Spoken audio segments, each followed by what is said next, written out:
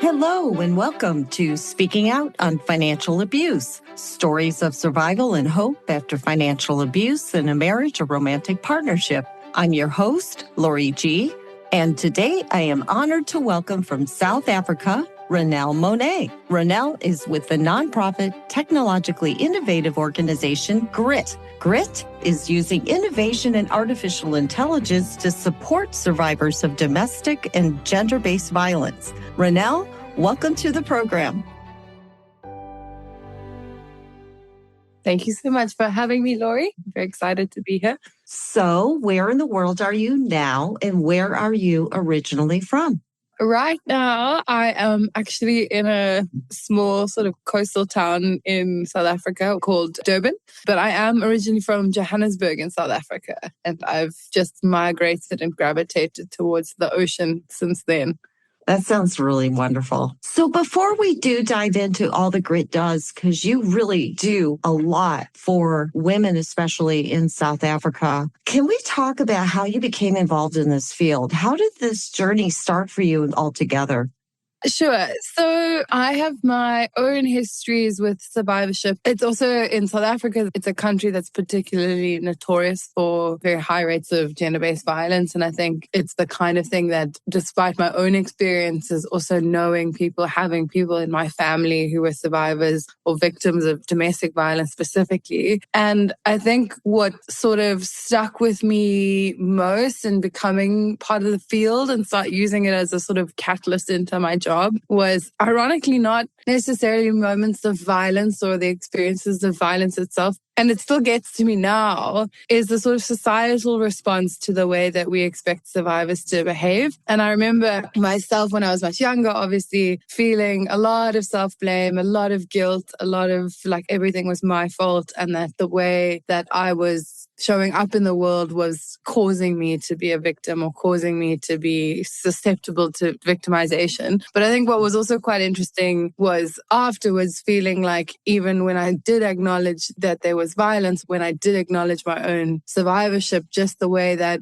I felt like I wasn't almost like good enough as a survivor because I'd felt shame and because I wasn't maybe always responding or looking like the way that I'd been told or taught that survivors are supposed to look and behave and act and think, feeling very much like I wasn't even then not feeling comfortable with it. Like I think that feeling of not responding appropriately or what I thought was the appropriate response. And I think that sort of made me more curious about looking at what different experiences of gender-based violence or violence against women and children can look like as well. More, I guess, as sort of like a way to affirm my own experiences or to figure out if there was something very wrong with me. Your own situation, did you reach out for resources? And if you did, what resources were available at that time? No, absolutely not. I think it took me a while to think that I was deserving of help. This was pre the Me Too era and pre the Purple movement and the GBV shutdown in South Africa, which I think has somewhat shifted the conversation, especially for people like me. But for me, it happened at a time where I had sort of been told, these are all the behaviors that you shouldn't do and these are all the ways that you shouldn't act. And then if something happens to you, it's your fault. And especially, I think there was narratives around, particularly with sexual violence, that it's going to be somebody that you don't know that's going to sort of jump out at you in the bushes or something like that. So my story didn't look the way that I had been told what to look out for. And so I think I felt very much like I was not who these services were catered towards, I think, as well. And it actually took me longer than I thought to sort of name it and recognize it for what it was. It took me a roundabout route almost to get to support and resources and recovery.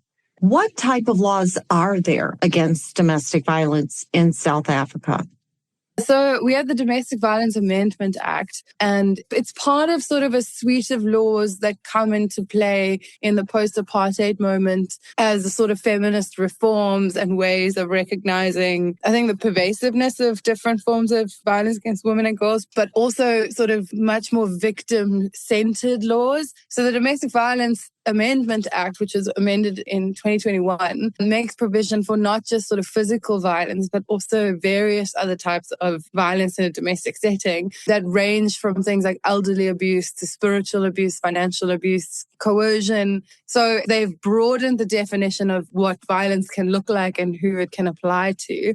But the law, the Domestic Violence Amendment Act, also has provisions in it that allow to be more sensitive to sort of how survivors of domestic violence might engage with justice, formal justice system. So it's got things like trying to also modernize the process. Our law system is still very much paper-based, and the Amendment Act provision for the serving of protection orders, which I think in other contexts is called restraining orders. The Amendment Act basically paved the way for things like those being served electronically and things like that, so that it would be more accessible in that way. But then there are also things like the safety monitoring notice, so ways that are trying to make more space for the victim-offender dynamics, I think specifically within domestic violence, which is sort of a real positive with the law in South Africa. But you decided to get directly involved. You could have been a volunteer. You could have just donated. There's a lot of things you could do to get involved in the domestic violence field to support without actually choosing it as a career, but yet you went that direction. I don't know if you call it an aha moment. What made you decide to actually choose that as a career for yourself personally? It's interesting because I don't know if I ever chose it, in the sense that it was almost like it started off with volunteering. And I do think a lot of this had to do with my own experiences, but I think also the experiences of women in my family and generations of women who I know who had survived and not survived domestic violence, but also other forms of gender-based violence. So it was always like a central part of like my activism. And I remember in my undergrad, don't know what the American equivalent is of that, but sort of like my first degree, being involved in activism on campus and doing a lot of work around sensitizing the institution to respond to survivors better, and having spaces on campus where survivors could come together and talk about their experiences or talk about how their experiences were being dismissed in various ways. And then in my last year of studying, as part of like a psychology project, was finding out information about organizations that were providing sort of psychosocial support. And I stumbled upon an organization called Rape Crisis Cape Town Trust. And through a series of happy accidents, I ended up being trained as a volunteer counselor there. And Rape Crisis is the oldest sort of sexual violence response center in South Africa. And honestly, I think it was the single most transformative experience of my life in many ways. But I think from the facilitators who trained me and the staff and the volunteers around me, but also the survivors that I would go on to counsel as a volunteer, I think was my aha moment, if I can put it that way, of that this is my own recovery, certainly feeling more that these experiences look different for everybody. And that there is incredible solidarity amongst women, especially within that space, that are making meaningful differences for people who've been told that they've survived, they've gone through something, and society sort of doesn't really know how to handle it. And I think from there, I sort of couldn't get out of it, in the sense that it was like, I consider it such an enormous privilege, because I think, so many people can say that at best their job pays well or they find their job interesting. And that's sort of what we can hope for ourselves. But domestic violence, sexual violence, violence against women is my cause in life. It's what I believe I was in my own small, tiny way. It's how I want to spend my time. And now I have the privilege of having a job having a career where I can advocate for, I can learn more about. And I think in that sense, there's nothing else that would appeal to me anymore as far as careers go, I think, as well. And I think because it's given me the opportunity to be in so many spaces to learn about all the very different angles of this problem. And that, I think, has also been really instrumental to me. There's so much to do, so I might as well stay in there. Well, on that note, with so much to do, it's no secret that the domestic violence field has a pretty high burnout rate. How do you personally stay grounded in this field? It sounds like you're in it for the long haul. I think that's a great question, because I don't know if we always talk about it very honestly, especially for people who've made careers out of or have worked in this field, because there does tend to sometimes be this narrative that if you burn out, it's because you don't care enough or you're not sticking it out. But I think for me, the biggest thing that keeps me going is seeing the narrative shift. I think very slowly, far too slowly. But like I said, I think knowing that there is a lot to be done and there's a lot that can be done, but also for me, staying grounded can look like different things. I try to practice self-care as much as possible. I try to be very good with my boundaries. And these are lessons that I've learned the hard way often, not to say I sort of arrived at these strategies, but I think also recognizing the sort of honor that I have to make spaces safer for people who've survived violence and to make survivors feel like they don't have to show up in a particular way. That sort of keeps me going and that sort of keeps me grounded. And I don't always have to be the biggest champion every day. I think I've learned, and I don't have to make the biggest change all the time. But I think if one person leaves a training session or a counseling session or an interaction with me or someone I've trained feeling more seen or feeling like they know something that can help them, then I feel like that grounds me, because that's sort of recognizing that it's not always the massive movements and the massive impact. It's not my approach anyway. For me, what gives me meaning and what keeps me going is individual support and knowing that one person might feel slightly better or slightly more seen or whatever it is that they need in that moment.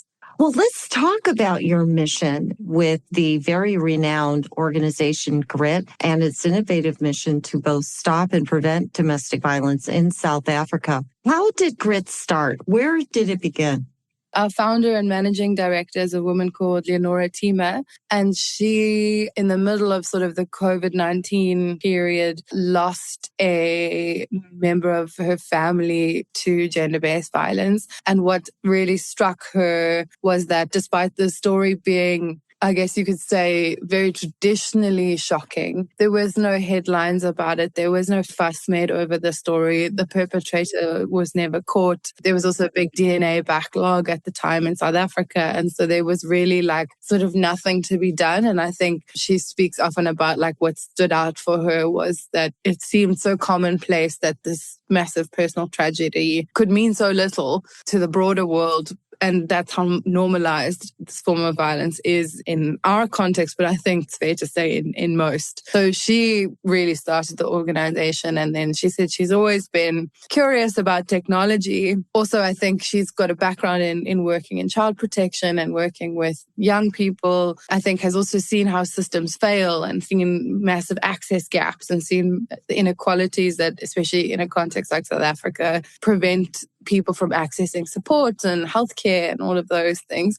And so she founded GRIT with the sort of idea of how to respond to gender-based violence and how to leverage technology to bridge access gaps, essentially. Your leadership is entirely made up of these incredibly brilliant and dynamic women. Full disclosure, I've never really been led by a man anywhere, I think. So I don't actually know how it compares, but what I will say for it is the dynamic that I think is magical, and I think I felt this especially at Rape Crisis as well, was the solidarity and the community that you find, and not necessarily because all women have experienced violence or things like that, but because of the way that violence against women is used socially to maintain hierarchies and maintain structures of power like patriarchy, like white supremacy. And I think like being in a group of women, there is an understanding of how these systems work to devalue us as people,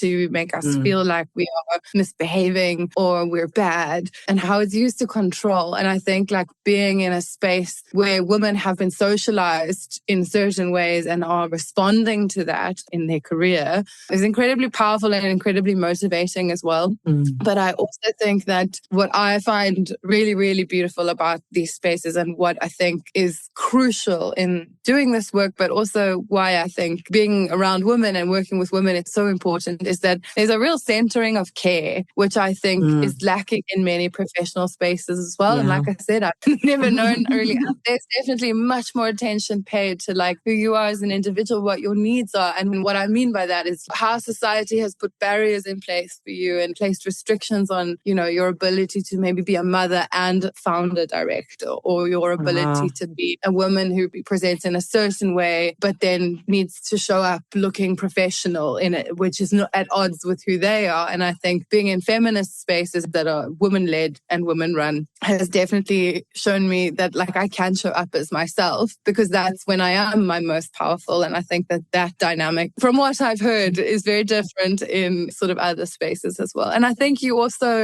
don't have to apologize for yourself as much in these spaces, which is very important in this work where we have to sometimes tread lines of diplomacy as well. Well, you as a team are real pioneers and very much on the technological forefront of providing technological options for victims of abuse to reach help and support quickly and efficiently. You have 3 different applications. What do they do? And let's talk about each one individually. Let's start with the GRIT mobile application. The GRIT mobile app is the less sexy of all the technologies, but for me, it's my favorite. Just because what it does is essentially it is a mobile application that is free to use and free to have on your phone. For now, on a smartphone, but we are working on that.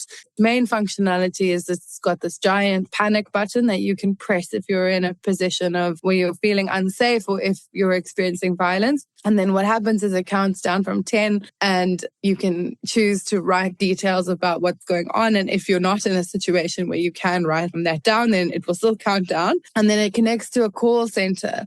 And then the call center will give you a phone call and say, you press the panic button. Are you okay? What kind of support do you need? And then dispatch the appropriate emergency response to your location. And that's sort of the main functionality of the app. Why I think it's such a cool tool of ours is that it's been built with the dynamics of domestic violence, sexual violence, and intimate partner violence in mind. So there's lots of, little caveats and design features in the app that are trying to keep in mind what the survivor's situation might be and how feasible it is for them to speak about what they're going through out loud. For example, if you don't answer the phone, they will dispatch to you regardless of the fact that you haven't answered. But then also within the app, there is a support services map where you can find support services near you. So that can look like police stations, it can look like courts, but also psychosocial support services like Rape Crisis, like Mosaic is one of our domestic violence organizations in South Africa,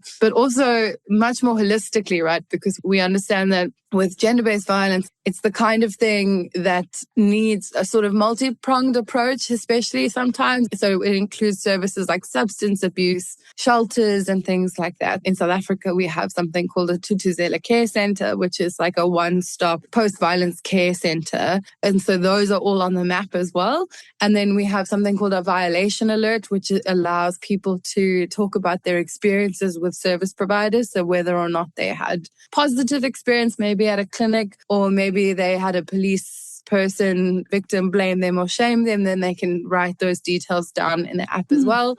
It also contains a vault, which is password protected and stored on the cloud. So if you delete your app or your phone gets stolen, then we have access to that, so we can protect that. And then you can store information like birth certificates, marriage certificates, which is especially relevant for domestic violence survivors who might be doing safety planning and might have to leave at a moment's notice. Then they can keep copies of all those documents in the vault. But the other thing is also information around your case. If you are going through the formal criminal justice system. So like, who is your inspecting officer? What are your court dates? What is your case number? Those kinds of very practical information. And also things like, say, for example, you have photographs of injuries, or you have video of what happened, or you have a screenshot of a conversation where your abuser is saying, I'm so sorry that I hurt you. I love you. You can store all of that. And the idea behind that is that we know that it's very difficult for people to open cases, and often people don't open cases immediately after something has happened. It can take years before survivors feel comfortable coming forward. And so the idea is that when you are ready, you have that information somewhere, and it can be quite powerful in that sense. You don't ever have to use it, but you know it's somewhere and you know it's there. And then the last sort of feature of the app, which segues nicely into the next tool, is you can also chat to our generative artificial intelligence chatbot called ZUZI. ZUZI is available within the app as well. Like, you can chat to her you can chat to ZUZI like you would almost chat to Claude or Gemini or ChatGPT. So it's more of a sort of chatbot-based application of AI. But what's interesting about ZUZI, and I think what is very, very cool about all of our technology, is that it is co-created with people who've historically been excluded from tech development, but also people who are particularly vulnerable to access gaps. ZUZI, for example, didn't start out as ZUZI, and ZUZI looks a particular way. She's got a persona of, she's female, she's got a persona of this friendly sort of South African auntie figure. And what we do is we travel all around the country and we say to people, we have this idea, what do you think? And most of the time people tell us it's a terrible idea. And then we go back to the drawing board. And so this chatbot, the way it answers questions and what it sort of speaks about is all very much informed by what our ideal end users have told us is what they need support with. And I think it came out of the app in that we saw that people were struggling to find spaces, especially young people were struggling to find spaces where they could talk about very stigmatized topics like gender-based violence, but also ask questions privately, ask questions discreetly, and ask questions that they maybe didn't know the answer for. And the other thing was people were posting information online, which was also not always very local to the South African context, which meant that they were getting the wrong information. It wasn't in South African languages. And so ZUZI is sort of our answer to all of that. ZUZI speaks many more South African languages than I do, but also is available 24/7, is there to sort of answer questions about gender-based violence, but other things related to gender-based violence as well, like sexual reproductive health, and also things like healthy relationships and your body and your rights. And that's sort of the other application, the other sort of tech tool that we have. And ZUZI is available on the Grit app and on a browser site, but also you can chat to ZUZI on WhatsApp. So like a buddy you can chat to about whatever it is you're going through, or if you have questions that you might feel a bit shy to ask a real person. So is the WhatsApp chat line, is that part of that app or is that something separate? We're in the process of phasing out the WhatsApp chat lines because we're focusing more on using ZUZI and then the WhatsApp chat line that connects you to a human being a part of that service. But I guess a precursor to ZUZI was the WhatsApp chat line, and it's still active. It's very special in the sense that it started as a way of people who need help and who don't know where to start can reach out via WhatsApp to a stranger who maybe has a bit more information about what resources are available. And on the WhatsApp line, we'll have people asking questions like, this is my situation, what can I do? We have people asking often about something has happened to me and I don't know what to call it, but it's made me feel uncomfortable or violated or has hurt me in some kind of way. And so the WhatsApp line was definitely a way to give people a space to talk about what they're going through, and particularly with domestic violence, because I think it's something that's still very misunderstood. Our loved ones sometimes don't always respond appropriately, or they respond out of feelings of fear and anger and frustration, which is not always helpful for a survivor, not always practical for a survivor. But also a lot of survivors feel a lot of shame, and not necessarily that they've been victimized, but also around maybe because they've chosen to stay, or maybe because they worry that people will think about their partner poorly or things like that. And so the appeal of the WhatsApp line was certainly that people could talk about these very complicated dynamics that are involved in domestic violence. And I think we saw a lot of that. But it was also a great way for us to see the rise of what's being called technology-facilitated gender-based violence, and particularly in the context of domestic violence. Because what we were seeing is more and more people we were seeing trends. So we were seeing that survivors were reaching out and saying, my ex has a photograph of me, a naked photograph of me, and now they're saying that if I don't sleep with them, or if I don't give them money, or if I leave them, they will send that picture to my family WhatsApp group, or they will post it on OnlyFans, or they'll post it on Facebook, or whatever the case may be. And what we were seeing is a lot of our GBV first response organizations don't know how to deal with technology facilitated GBV because they're used to dealing with very sort of offline violence. And so there was a lot of dismissive attitude. There's a lot of confusion about it still. And so we were able to see that, hang on, that's something that Grit is being uniquely approached to deal with with, because I think people see the tech and they see the GBV and then they think, okay, you must be the people who can help. And so that was a sort of feature of the WhatsApp chat line. It's a beautiful way of using technology to build community with someone you might never meet, but somebody who can listen to you and point you in the right direction and refer you appropriately. And I think like we underestimate the power of a good referral and a empathetic listener. And that was the sort of big appeal around the WhatsApp chat line. Well, it must be such a challenge because as you are advancing in technology to help prevent domestic violence and support survivors of domestic violence, the predators are right there with you. And it can be scary to use an app if you don't know anything about technology. What kind of outreach do you do to the public? Because obviously this is something you want people to know about. Sure. And I think that's such a great question because it is like we're seeing the law try to play catch up quite a lot. And I think that these harms are rolling out far faster than research or legislation can hope to tumble. But I think what we try and do is we do trainings with people around their digital rights, their digital citizenship, but also things like raising awareness, like what is a safe password? How can you keep your accounts protected? How is technology being used, being weaponized to harm people, and raising awareness about that. So we conduct trainings. We're doing trainings with the Department of Justice. We do trainings with teachers in schools and young people. And we also involve young people in that process of developing these curriculums because a lot of the time they're experiencing these harms and they know a lot more about it than we might sometimes in many cases as well. So we do a lot of work with young people around researching and looking into what this kind of violence is looking like. But whenever we talk about our technology, we try to find very sort of gamified and interesting and interactive ways to teach people about like what happens to your data when you go online. Why is Facebook free? And teach people about why their personal information should be protected. And also, even though we use AI and we build AI, we take a very conscious ethical approach and a very design justice approach to building the AI and understanding that these are technologies that are also being used to cause immense harm and have enormous environmental impact and can be very dangerous even when they're well-intentioned.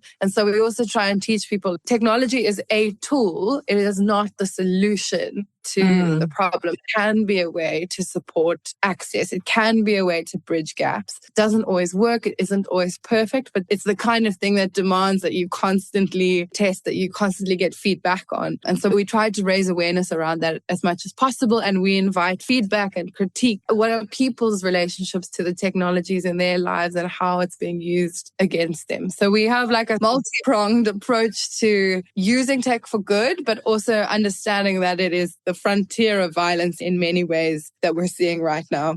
Especially when you have a relationship where one person is very tech savvy and the other one's not tech savvy at all. And it's usually the victim that's not tech savvy. What do you see planning over the next 12 months going into 2027? You have so many massive projects. You have such a visibility in South Africa. What do you see going into next year?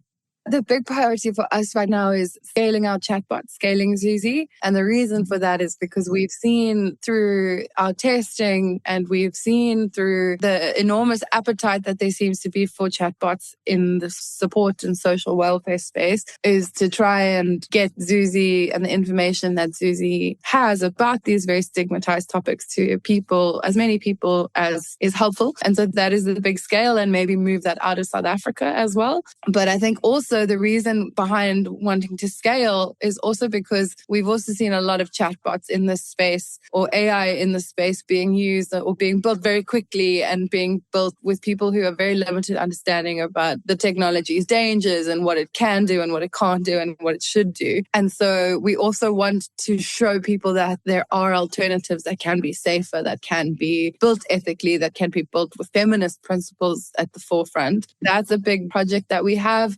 We We also are always looking to expand ZUZI's data set in response to, or expand, the information that ZUZI can give in response to the queries that it's getting. So things like we are seeing a lot of people ask questions about their sexual health, and a lot of people asking questions about how to access certain kinds of healthcare. And so we're doing a lot of work to expand that data set as well. And that looks like a couple of things. It looks like getting experts to give us input on what the content needs to look like, but it also looks like end users telling us, this is how I talk about this, or this is the sort of linguistic data. It's very valuable to us because it's how ZUZI then can pick up that when somebody says something very euphemistically, or they say it in multiple South African languages, or they code switch, then ZUZI can respond appropriately and not sort of get it wrong. And so expanding the data set around that. And so what we're looking to do as well is include in ZUZI aspects of the curriculum in South Africa that focuses on comprehensive sexuality education. So that teaches people about their rights and their menstrual health and their reproductive health, because we see really, really big problems around teachers not feeling like they can talk about it with students, or not wanting to talk about it with students. And that's a massive amplifier of gender-based violence, but also of other issues like teenage pregnancy and things like that. And then we're also looking to build another tool sort of in conversation with what we spoke about earlier about the Domestic Violence Amendment Act, which is also based on research that our research lead has been doing around looking at the ways people talk about domestic violence, and the way that people, when they engage the court systems, are forced to articulate their experience in a way that the court can understand, but not necessarily in a way that is meaningful for them. So we're trying to work on a tool where we use AI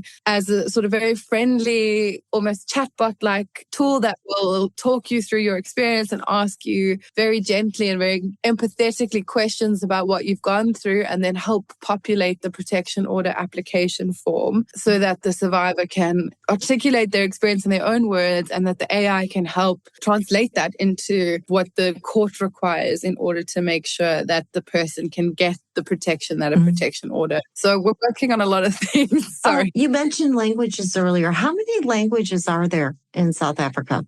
So there's 12 official languages, including South African Sign Language. Wow. ZUZI can't speak South African Sign Language yet, but yeah, there's 12 official languages in South Africa. But most of the others ZUZI can speak, some of them better than others, and some of them much more sophisticated and old school and not always very down with the young people lingo. But we are also trying to work on that and make sure that we very intentionally integrate certain South African languages into ZUZI, because there are limitations. But ZUZI can speak most of them pretty well. Sometimes get some things confused, but not too badly. Like sometimes you'll ask a question in Zulu and ZUZI will answer in Xhosa, for example. Those are all things we're working on. How are you funded?